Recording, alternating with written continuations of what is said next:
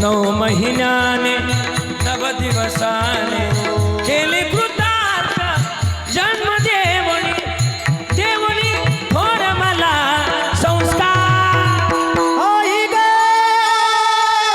थोर तुझे उपकार.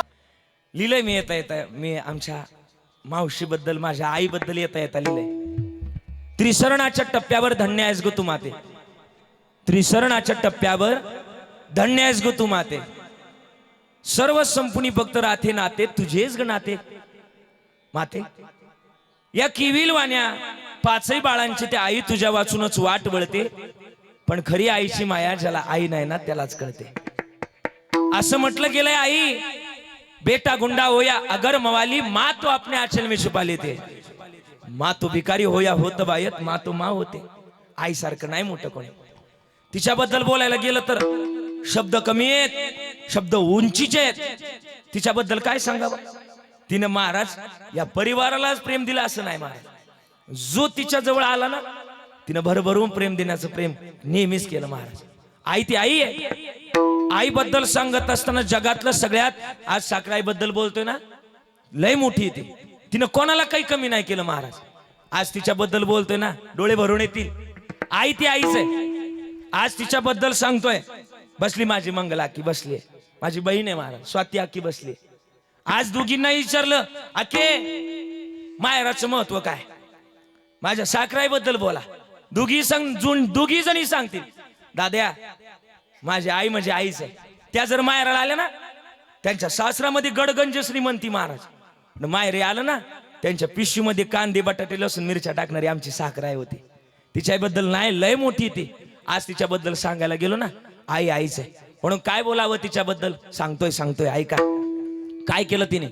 हाडाचे तू काढ करोनी केले रक्ताचे पाणी तुझ्या सारखे कष्ट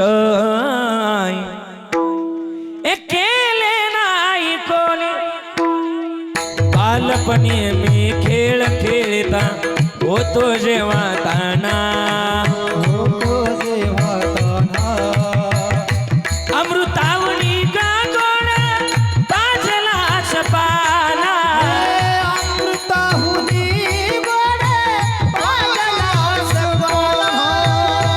अमृतावणी गागोड पाजलाच पाना.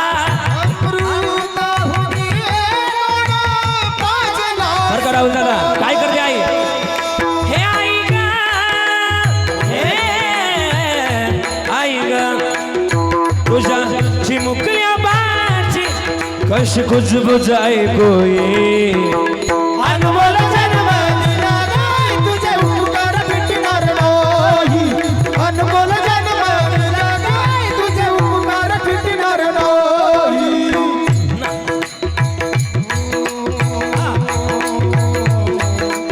त्याबद्दल सांगत असताना शब्द काही वरून येतात.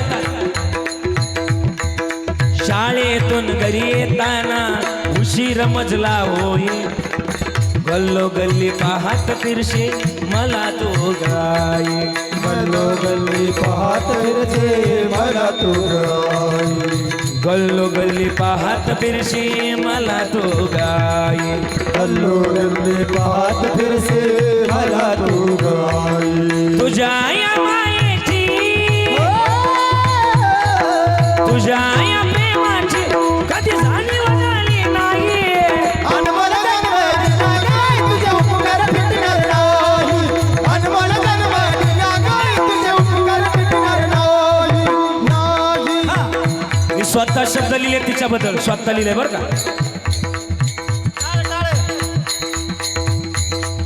स्वतः लिहिलंय सांगून जाईल. माझ्या सुखाची कल्पतरू आई तुला मी कसा विसरू. माझ्या सुखाची कल्पतरू आई तुला मी कसा विसरू. माय तू माझी माय माय तू माझी माय मी तुझे हे करू. अजून काय सांगितलंय. वाढवी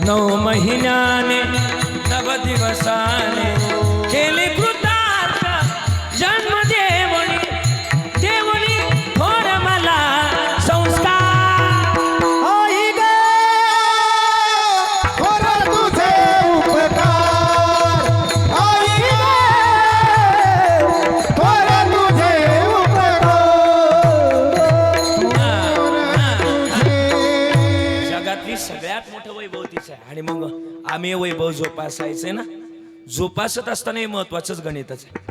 आज आमच्या नाव इमारतीचं साखर आहे, साखरेपेक्षा ती आमच्यापेक्षा लय गोड वागली.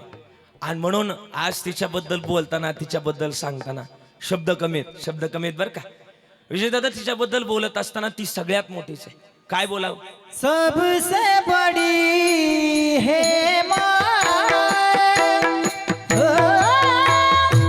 सबसे बड़ी है माँ, वा वा महाराज वा. सबसे बड़ी है माँ,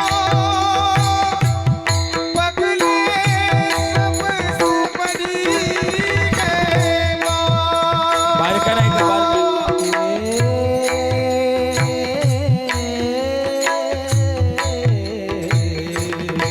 कदाचित तिचं वर्णन करायला गेलो, आई किती मोठी या शब्दातून कळेल.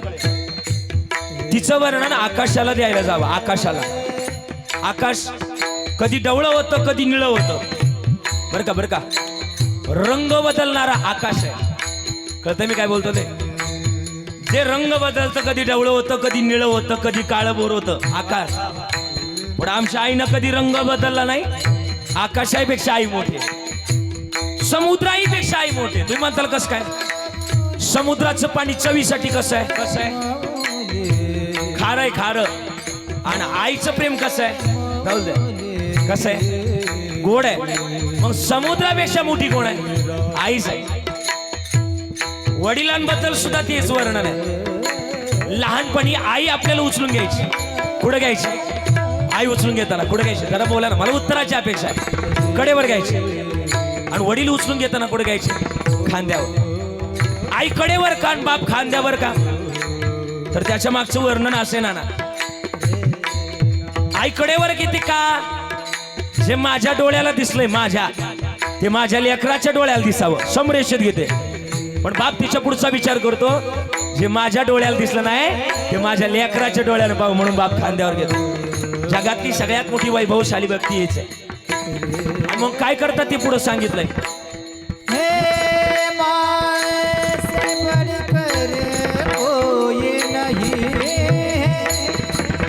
हे माँ से बढ़कर कोई नहीं है, हमारे ज्ञान राजा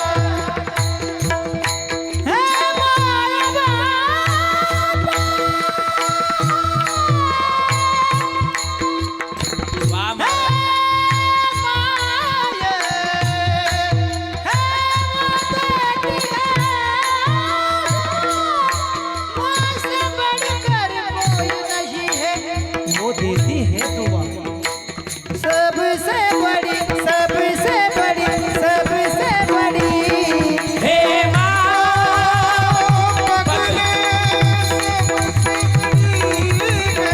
पगले हे सबसे बड़ी है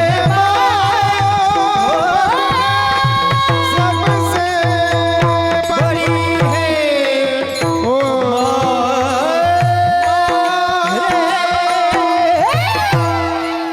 टाळी वाजवून सांगितलं. गोड महाराज म्हणले तिच्या इतकं मोठं नाही कोण.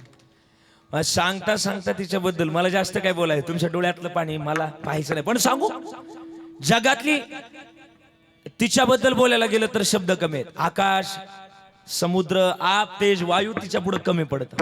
सगळ्यात मोठं वैभव तेच आहे. मग ते जर वैभव असेल ना, तर त्या वैभवाचं आम्ही वर्णन सुद्धा केलंच पाहिजे. आज तिचं कृतज्ञता सोहळा आहे. तिने जे जे काही केलं ना आमच्या करता, त्याचं आज ते बोलण्याची वेळ आहे, बोलण्याची वेळ. आज त्या कृतज्ञतेतून व्यक्त, त्याच्यातून महाराज ते आम्हाला फेडता नाही येणार, ते उपकार फेडता नाही येणार. पण त्याची निदान मानवी जन्मातली काही मूळ तत्व तिथं सांगितली पाहिजे. आणि मग ते सांगितलं तर हे जन्माचं गणित होईल. आम्ही सहजच बोलता बोलता तिला म्हणतो, कधी कधी म्हणतो, तुला काय कळतं तू गब्बस. आईला म्हणतो, तुला काय कळतं तू गब्बस. कधी विचार करतो, तिला जर काही कळालं नसतं तर लहानपणी तिनं आपल्या डोळ्यात काजळ भरायच्या ऐवजी बोला ना जरा, बोला ना. हा. आणि मग आहे ना तिच्या बरं सारखं, ती मोठीच आहे. आणि म्हणून आईच आहे. शब्द आहेत एका कवीचे, किती गोड लिहिलंय. नबीची चांदणी मी तू चंदराची कोरा शीतल तुझी छाया मला हवी जीवनभर तुझ्या शीतल छायेमध्ये उभा आयुष्य जगेन आई देवापाशी मेघ आई तुलाच ग मागेन आई माझी मायेचा सागर दिला तिने जीवनाला